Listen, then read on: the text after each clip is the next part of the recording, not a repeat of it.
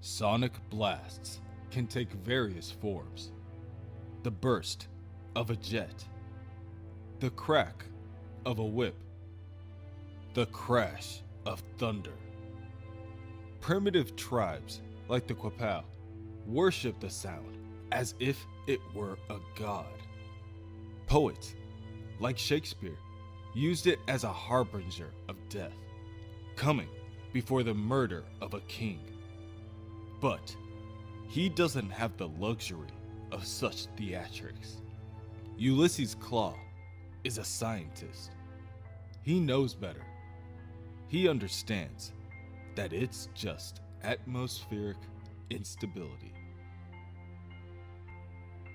The result of unstable elements becoming trapped. And that's where they went wrong. Because when they captured Carnage, they forgot he was an unstable element. And that's the thing about elements. No matter what form they take, the results are always the same. For all intents and purposes, Ulysses Claw is dead. Being made of sound, however, means his particles have been returned to the sound wall, the acoustic fabric that binds the universe together. On one hand, it seems like heaven, because he can see things on a different plane. On the other, it seems like hell, because he's retained his anger and regret for not protecting those left behind. But being part of the sound wall gives Claw new perspective, a distance from where he can observe where they made their mistakes.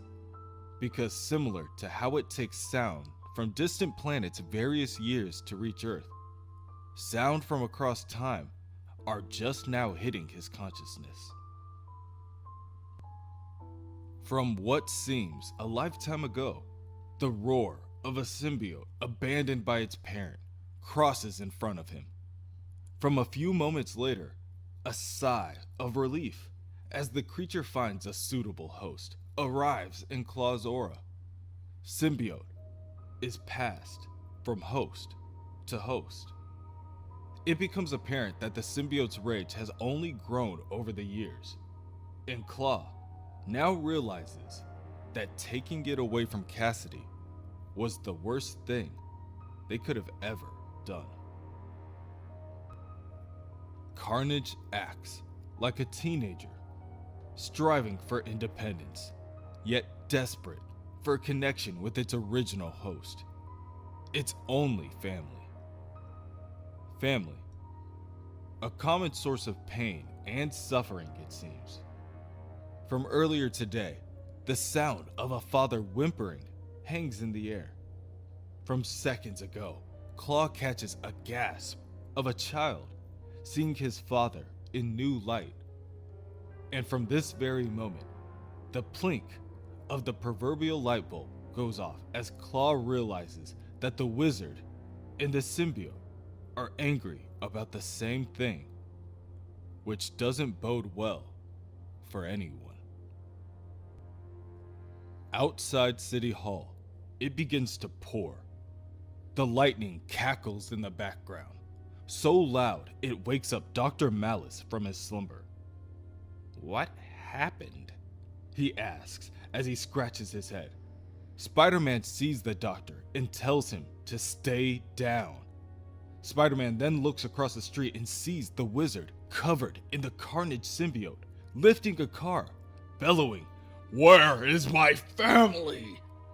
The wizard tosses the car at Spider-Man, and the hero barely stops it in mid-air with a net made out of webbing. With little time, Otto makes a call to any remaining Spider Patrol members to bring the flamethrowers to the South Lawn. The wizard has become Carnage. Most of Otto's traps have been wiped out, and it's raining. At the moment, it seems Otto has purged everything of Parker except his luck. The wizard turns his arm into a blade and slices down at Spider-Man. "You promised me my son," he says, losing himself to his rage. "That wasn't the deal, wizard. I said I'd deliver him if you helped me control Carnage." "Well, I did one better, didn't I? I became Carnage!" Spider-Man kicks the wizard back. "Then turn yourself in. The symbiote killed your friend Claw, you imbecile. How does it feel being in the skin of someone you despise?" "I could ask you the same thing, Spider-Man." The wizard sneers as he sprints towards Otto. "Does it feel weird being in that skin? 'Cause I could easily remove it for you." The wizard cuts at Spider-Man and misses again. Spider-Man grabs the wizard by the throat and holds him out for his approaching patrolman. "Burn, you demon! Light him up!" The patrolmen aim at the wizard and pull the trigger, resulting in nothing more than a sputtering mess. "Fucking prototypes," Otto mutters before pulling a toll meter out of the ground and hitting the wizard in the face. "Run, you idiot," he tells Dr. Malice. "Run? I can't even walk." At that moment, the wizard turns his attention to the doctor. "So you keep saying. So, let's get rid of those pesky legs once and for all, shall we?" The doctor screams for mercy as the scarlet tendrils overtake him and eviscerate his skin. Blood splashes as the doctor is peeled alive for all to see. One of the patrolmen is able to take his eyes away from the horror to tell Spider-Man that they have gotten in contact with someone. A boy on the scene, claiming to be the wizard's son. Perhaps, the Spiderling reasons, if the wizard can talk to the boy, he'll stop killing. Spider-Man backhands his patrolman. "Shut up, you idiot! Never reveal information unless I approve." "He could." Spider-Man is stopped mid-sentence by the wizard shrieking in glee. "Could use that information against you? I was thinking the same thing. But I don't think he heard you, Spider-Man. You hit him pretty good. Is there a doctor in the house? Anyone? Is there a doctor hiding somewhere among us?" Spider-Man springs forward and punches the wizard. "Oh, I think I hit a nerve. Literally." The wizard chokes Spider-Man with the symbiote and holds the hero in the air. "You lied to me. You thought I'd die before you had a chance to make good on your promise. But I'm still here.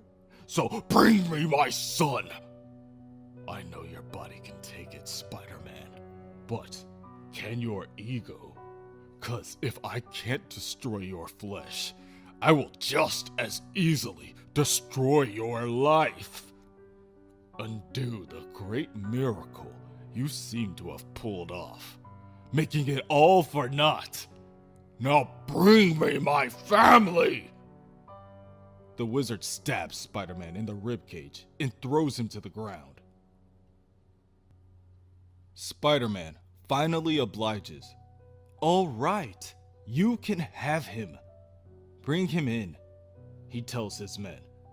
The wizard's glee begins to overtake him, but Spider-Man is quick to put a stop to his merriment, saying, "Oh, I'm sorry, wizard. I wasn't talking to you. I was talking to the symbiote." A number of Spiderlings carry over a stasis chamber, keeping Cletus Cassidy's brain-dead body, and open it, revealing the serial killer for the symbiote to see. "Be careful what you leave behind, wizard. You never know who might be sifting through the ashes." At the sight of its former host, the Carnage Symbiote begins to go mad. The wizard tries to keep it under control, but it overpowers him and manages to remove itself from his body, painfully, grotesquely. It doesn't need to. It chooses to. As punishment for what's been done to it. "Contain it!" Spider-Man yells to his minions. The Carnage Symbiote sprawls in the air like some sort of amorphous squid, wrapping its pincer-like tendrils on anyone around, suffocating them and slicing their skin open as easily as a butcher knife. The patrolmen try to shoot the symbiote with their sonic weapons, but the alien creature refuses to be pinned down before it reaches its destination. Spider-Man grabs one of the dropped guns and turns to aim it at the creature, but it's too late. Carnage has reached Cassidy. Carnage jumps up, breaks apart Spider-Man's gun before backhanding him, sending him flying away. "Dear God," Spider-Man mutters. His words are drowned out by the thunder and cracking of Carnage's whip-like tendrils. As if the sight of this evil wasn't enough, the sounds of thunder emphasize the moment. The poets of the world would admire the thing. The God-fearing Christians would tremble at its significance. But Claw doesn't have the luxury of such theatrics. He focuses the sound to right the wrong, and uses the last of his energy to weaponize nature, concentrating a bolt of lightning from the sky above directly down on the alien beast. Carnage screeches as it and Cassidy are burned down to the atom by the blazing bolt. Cassidy, once again, is rendered unconscious, and the symbiote splashes to the floor, ready for containment. Tomorrow, this so-called miracle will be attributed to many things. An act of God, a freak of nature, a lucky break. The truth is, it was simply an act of revenge, a mission completed, a promise fulfilled. His name is Ulysses Claw, and for all intents and purposes, he is dead.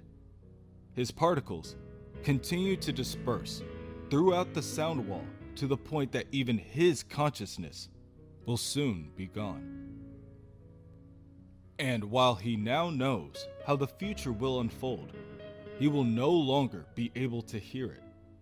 Not the blaring of an ambulance coming to save survivors, not the clang of entrapment, not the whisper of impending doom. So, instead, he focuses on the sound of a woman's voice, a passage he overheard once. A fairly random thing, he admits, but no less random than life. If we spoke with our ears and listened through our mouths, then a smile might be the most wonderful sound in the world. Later, within an undisclosed maximum security hospital wing, one of the Spider patrolmen speaks to a doctor on staff. The doctor tells him, "The wizard's dementia seems to have halted. In fact, there's evidence to prove that exposure to the symbiote may have actually reversed the process, helped repair itself. We waited to make sure, so we started with a series of simple tests to see exactly what motor functions were returning. And now, we graduated to more advanced computer exams." "You're still not answering the question, Doctor," the patrolman tells him flatly. "That's because I don't know what the wizard remembers. On one hand, it seems his mind has been wiped clean, and yet at times he exhibits flashes of complete coherence. So, basically, we still don't know for sure." Spider-Man won't be happy with that answer, but I'll relay the message. The patrolman turns to leave, but stops on his heel before he goes. "Wait, did you say exposure to the symbiote may have repaired his brain?" "Yes." "Why?" "No reason.